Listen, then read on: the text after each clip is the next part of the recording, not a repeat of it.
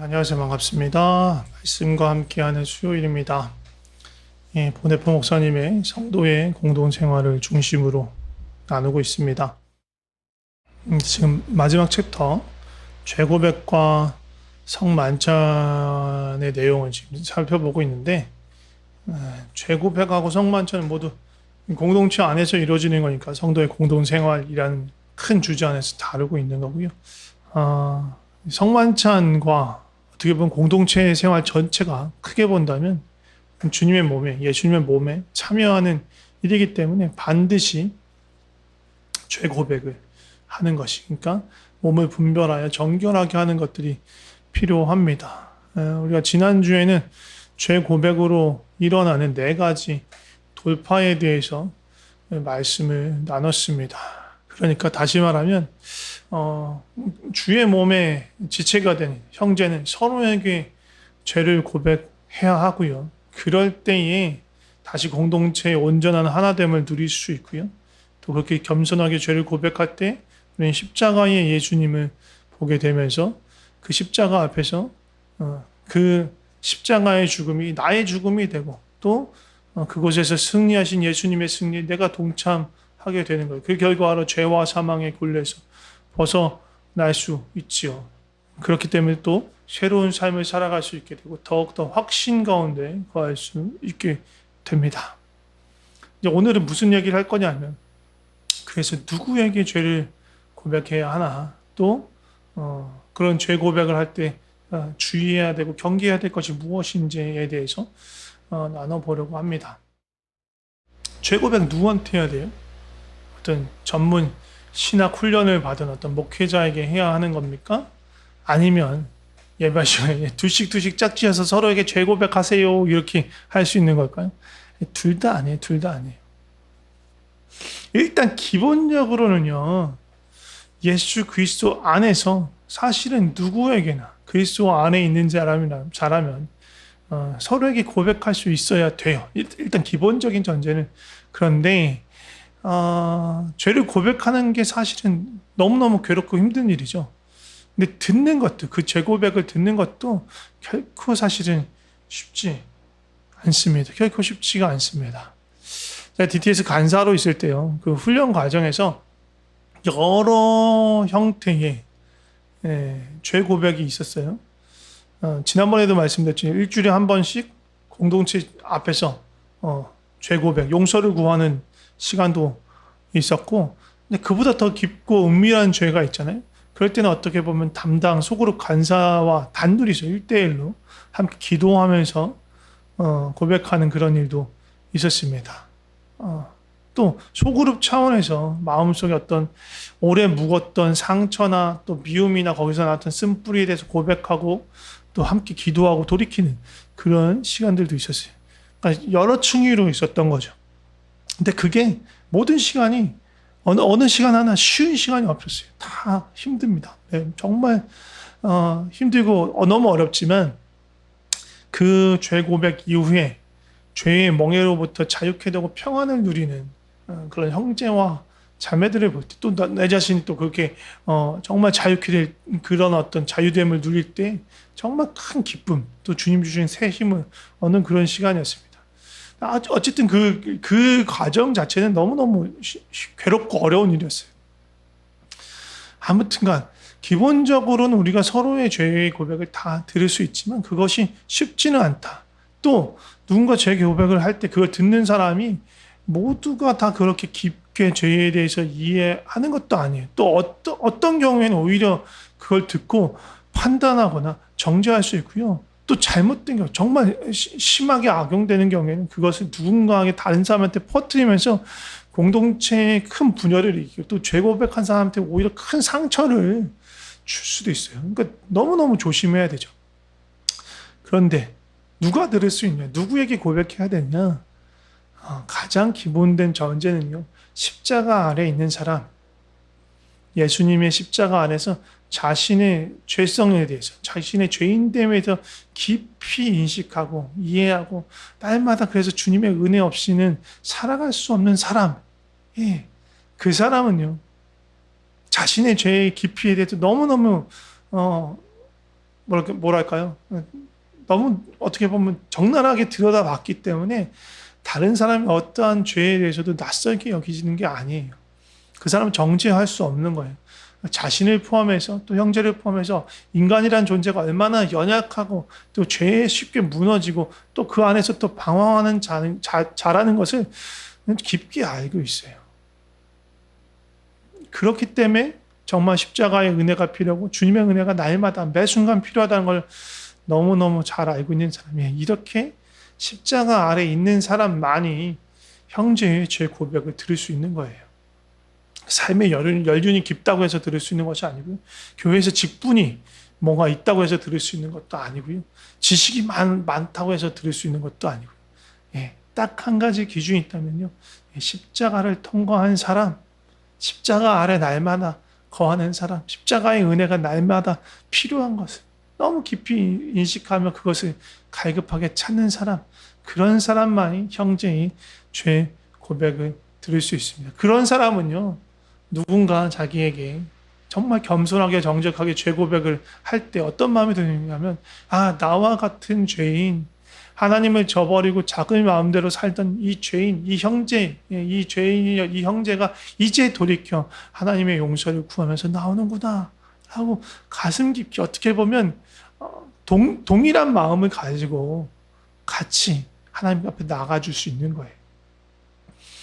그러니까 형제, 내 지체의 어떤 죄 고백을 듣는 게 부담스럽고 너무 어려울 것 같다 라고 느끼는 사람은요, 뭐 지식이나 경험이 부족한 게 아니고요, 십자가에 달리신 예수 그리스도를 아직 잘 모르고 또 그 십자가 앞에 정말 적나라하게 서본 적이 없고 또 그 예수님을 향한 사랑이 아직 많이 부족하다고 볼 수도 있는 거예요.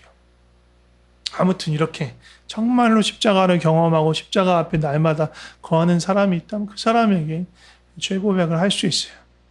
그런데 이렇게 죄를 고백할 때 주의해야 될 점, 경계해야 할 점을 두 가지 차원에서 보네프 목사님이 말씀하시는데, 하나는 뭐냐면 이 죄 고백을 듣는 사람들이 주의해야 될 것, 또 듣는 사람에 관해서 주의해야 할 것, 그리고 또 다른 하나는 고백하는 사람에게 있어서 주의할 점이에요. 죄 고백을 듣는 사람의 입장에서 주의해야 할 것은 무엇이냐면, 어떤 특정한 한 사람이 공동체의 모든 죄 고백을 혼자 다 듣는 것은 좋지 않다라는 거예요. 대표적인 이런 형태가 어디에 있어요? 가톨릭 교회에 있죠. 성당에 있죠. 예, 사제가 고해상서라는 것을 통해서 사제가 전체 그 공동체의 죄 고백을 다 듣죠. 아무리 훈련된 사람이고 십자가 앞에 머물러 애쓰는 사람일지라도 이 한 사람에게 이 큰 죄의 부담을 주는 것은 너무너무 사실 어떻게 보면 힘든 일이죠. 또 그럴 경우에 이 죄 고백을 듣는 것 자체에 대해서 감각이 무뎌질 수가 있어요. 정말 같이 아파하고 같이 통회하고 같이 이 죄성에 대해서 정말로 아픈 마음으로 나아가지 못하고 그냥 무덤덤하게 아무런 감각이 없을 수도 있고요. 또 정말 악한 마음을 먹는다면 다른 사람들이 죄 고백을 듣는 걸 가지고 그걸 갖고 다른 사람을 통제하는 수단으로 사용할 수도 있어요. 또 어떤 사람이 이 죄 고백을 듣는 것에 경계해야 되냐면, 자신은 죄 고백을 하지 않아요. 자신은 하지 않지, 다른 사람 것만 들어. 이것도 문제가 있는 거예요. 이건 역시 들은 죄를 가지고 다른 사람을 쉽게 조종할 수 있는 거예요. 그래서 십자가를 통과한 사람, 십자가 앞에 머무는 사람, 그리고 스스로 형제에게 죄 고백을 해서 낮아진 사람만이 또 다른 형제의 죄 고백을 들을 수 있는 거예요. 또 한 가지, 듣는 사람이 주의할 것은 뭐냐면, 다른 사람이 나에게 고백한 그 죄를 곱씹으면서 은밀히 즐겨서도 안 되는 거예요. 무슨 말이냐면, 내가 형제에게 들은 그 죄 고백을 담아놓는 거예요. 이거 우리는 어떻게 해야 돼? 형제가 나한테 쏟아놓는 거지만 나한테 쏟아놓는 게 아니라 예수님 앞에, 십자가 예수님 앞에 쏟아놓는 거예요. 나 역시 그럼 들은 것을 그대로 주님 앞에 쏟아놔야 돼요. 쏟아놓은 죄를 다시 들고 가서는 안 되는 거예요. 십자가 앞에 내려놓았기 때문에 나는 그것에 대해서 다시 언급하지 않아요. 다른 누군가에 옮길 수 없어요. 근데 내가 누군가한테 들은 죄 고백을 다른 사람에게 말한다는 건 결국 내가 십자가 앞에 그 죄를 내려놓지 않고 내가 그 대신 그 죄를 짊어지고 있다는 거예요. 내 죄가 된 거예요, 이제. 그걸 크게 잘못하고 있는 거예요. 그렇게 해서는 안 돼요. 누군가는 내가 정말로 겸손한 마음으로 정직한 마음으로 죄 고백을 했다면 나는 내 선에서 딱 멈추는 거예요. 나 듣고 나도 역시 그것을 가지고 하나님 앞에 나가서 고백하고 쏟아놓고 더 이상 그거에 대해서 생각도 하지 않고 언급도 하지 않는 것, 이게 죄 고백을 듣는 바른 태도예요. 또 한 가지, 죄 고백하는 사람이 경계해야 할 것이 있어요. 뭐냐면 죄 고백을 어떻게 보면 어떤 행위로서의 공로, 업적으로 생각할 수도 있는 거예요. 그러니까 이런 거예요. 야, 나는 내 죄를 옆에 있는 형제에게 죄 지체에게까지 고백한 겸손한 사람이고 정직한 사람이야. 그리고 거룩함을 갈망하는 사람이야. 라는 것을 보이기 위해서 혹은 스스로가 그렇게 인식하는 어떤 기반으로 삼기 위해서 죄 고백을 이용해서는 안 된다는 거예요. 이거 아주 불순한 행동인 거예요. 악한 행동이에요. 죄 고백은 정말 겸손한 행동이어야 돼요. 그냥 오로지 한 가지 그냥 그리스도의 용서, 주님의 용서를 그 용서에 대한 약속을 바라고 나아가는 행동이지 행위이지 그것 자체가 공로가 되어서 자신의 의로움을 보이려는 것으로 삼으면 절대로 안 되는 거예요. 그렇게 한다면 오히려 영적인 생명과 영적인 용서를 얻는 것이 아니라 영적인 죽음 가운데 빠지게 될 수 있어요. 또 이게 비슷한 건데요. 죄 고백을 하는 행위 자체가 어떤 정결함을 가져온다고 얘기해서도 안 돼요. 고백하는 행위 자체가 중요한 게 아니에요. 그러니까 죄에 대한 면피의 수단이 중요한 거 아니에요. 중요한 건 사실 이제 결과적으로 어디까지 가야 하는 거냐. 내가 형제에게 죄를 고백했다. 주님 앞에 죄를 고백했다. 그렇다면 그 죄 고백과 회개는 결국은 죄로부터 돌아서야 되고 결국은 주님과의 성삼위 하나님과의 온전한 친밀함의 회복까지 이르러야 하는 거예요. 그냥 나 고백했으니까 됐어 끝 아니고 정말로 성삼위 하나님과의 친밀한 교제의 회복도 공동체 안의 친밀한 교제의 회복, 관계의 회복까지 이르러야 올바른 죄 고백과 회개가 될 수 있는 거예요. 다시 한번 말씀드리지만 이 지역 교회에서 이 죄 고백을 적용하는 건 너무 어려워요. 지역 교회 안에는요 정말 다양한 사람들이 있어요. 믿음이 성숙한 자와 그렇지 못한 자가 있고 진실된 믿음을 가진 자고 형식적인 믿음을 가진 자가 있고 정말로 그냥 하나님을 찾는 갈급한 마음으로 오는 사람이 있는가 하면 그냥 주변의 어떤 상황에 밀려서 오는 사람들이 함께 섞여 있어요. 이런 상태에서 죄 고백을 하는 건 너무너무 어려워요. 그렇다고 분명히 말씀에 있잖아요. 야고보서에 말씀하신 것처럼 너희 죄를 서로 고백하라는 이 말씀을 무시할 수도 없어요. 우리 이 말씀을 진지하게 받아들이면서 할 수 있는 어떻게 보면 할 수 있는 우리가 할 수 있는 그 작은 범위라도 그것들을 적용하고 연습하는 것이 반드시 필요해요. 이거를 전체 공동체 안에서 할 수 없을 때도 있죠. 그리고 목장에서 다루기도 힘들 수 있어요. 그러나 정말로 기도하면서 서로에게 죄 고백을 할 수 있는 그런 사람들을 찾아내고 일방적으로 가는 게 아니라 서로가 함께 고백하면서 적용할 수 있는 사람들이 되면 너무 좋을 것 같습니다. 다음 시간부터 아마 성찬에 대해서 얘기할 건데요. 왜 성찬을 할 때 막 어떻게 보면 그래요. 형식적으로 이미 느끼시는 분들도 있을 수 있어요. 제가 기도문을 드리잖아요. 이렇게 해서 용서를 구합니다. 용서하겠습니다. 이렇게 하는 기도문과 용서의 고백, 죄 용서를 구하는 것과 용서를 해주는 그런 문답을 하잖아요. 자막을 보여드리면서 하는데 용서하는 거에 어떻게 보면 훈련을 하는 거예요. 그것도 일종의 훈련이에요. 형제 앞에서 또 공동체 앞에서 죄 고백을 하고 또 함께 죄 용서의 선포를 해주고 일단 거기에서 어떻게 보면 큰 차원에서 약간 뭉뚱그려지지만 우리가 그렇게 죄 고백을 하는 거고 또 그 죄 고백에 대해서 용서를 받는 것에 대해서 연습해 가는 과정이 있습니다. 이것이 조금 더 깊은 차원으로 나아갈 수 있었으면 하는 바람이 있습니다.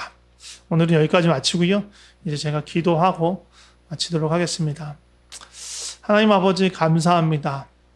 죄인인 우리를 정말 그 끝없는 사랑으로 측량할 수 없는 그 사랑으로 사랑하셔서 이 땅 가운데 오시고 그 십자가의 고난을 받으시고 죽으시고 부활하셔서 우리의 모든 죄를 사하시고 성삼위 하나님과의 그 교제 안으로 또 하나님의 자녀로 주님의 백성으로 불러주셔서 너무너무 감사합니다. 주님께서 우리에게 말씀하셨습니다. 서로를 용서하고 또 너희 죄를 서로에게 고백하라고 말씀하셨습니다. 죄를 고백할 때 또 그 고백을 들을 때 우리가 용서하는 것을 배우고 용납하는 것을 배우고 죄인이지만 정말 주님이 의롭다 하신 죄인으로 서로를 바라보며 용납하여 하나 되는 것들을 우리가 경험할 수 있게 하시고 부족하지만 조금씩 연습해서 정말 그런 성숙함에 이르러 갈 수 있도록 우리를 인도하여 주시옵소서. 주님, 우리가 죄를 안 지을 수 없습니다. 연약한 자입니다. 그러나 그때마다 죄를 용서하시는 주님의 은혜의 보좌에 나가서 주님께 그 은혜를 구하고 또 서로에게 죄 고백함으로 또 형제의 입술을 통해서 그 선포되어지는 주님의 말씀, 그 죄 용서의 말씀을 들으며 그것이 우리의 삶을 새롭게 하는 경험, 우리를 자유케 하는 경험을 날마다 경험할 수 있도록 하여 주시옵소서. 주님 감사합니다. 예수님의 이름으로 기도드립니다. 아멘.